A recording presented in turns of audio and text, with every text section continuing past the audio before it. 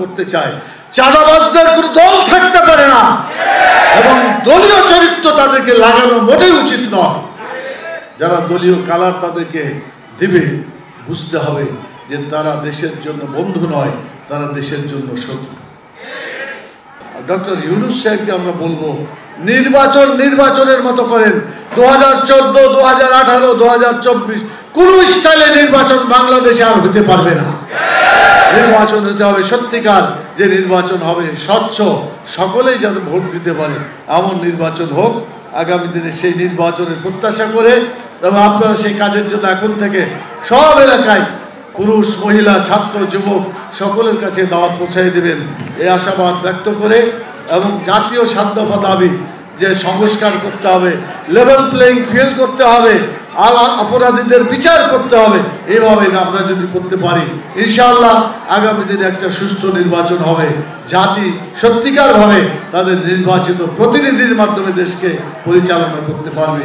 আল্লাহ তাআলা আমাদেরকে অন্যায়, জুলুম, অত্যাচার, নির্যাতনের হাত থেকে বেঁচে থেকে সৎ, যোগ্য, ইমানদার, আল্লাহ ভীরু লোকদের হাতে যাতে আমরা আগামী দিনে নেতৃত্ব প্রতিষ্ঠা করতে পারি, আল্লাহ সে তৌফিক দান। তাহলে চাঁদাবাজি এবং সন্ত্রাস এগুলো বন্ধ করতে হবে। আচ্ছা, চাঁদাবাজ এবং সন্ত্রাসের বিরুদ্ধে কথা বললে বুদ্ধিমান কোনো লোক, যারা বিবেক আছে, তারা কি খেপা উচিত? চোর চুরি করছে, চোরের আইন যদি, মানে চুরি বন্ধ করার আইন যদি দেশে চালু হয়, হাতটা কাটা পড়ে, এই আইনের বিরুদ্ধে চেঁচামেচি করবে কারা? ভালো মানুষ? কারা চেঁচামেচি করবে? যারা চোর, তারাই এটা প্রতিবাদ করবে, চিল্লাবে। তো চাঁদাবাজদের বিরুদ্ধে কথা বললে, যারা চাঁদাবাজ করে তারাই তো জ্বলবে, তারাই তো প্রতিক্রিয়া দেখাবে।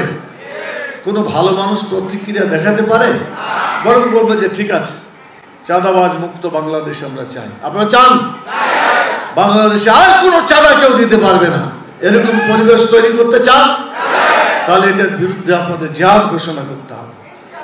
দুর্নীতির বিরুদ্ধে, চাঁদাবাজদের বিরুদ্ধে সংগ্রাম চালাতে হবে। এই সংগ্রাম যতদিন পর্যন্ত দুর্নীতিবাজ, চাঁদাবাজরা বাংলাদেশ থেকে উৎখাত না হবে, আন্দোলন চলছে এবং চলবে ইনশাআল্লাহ।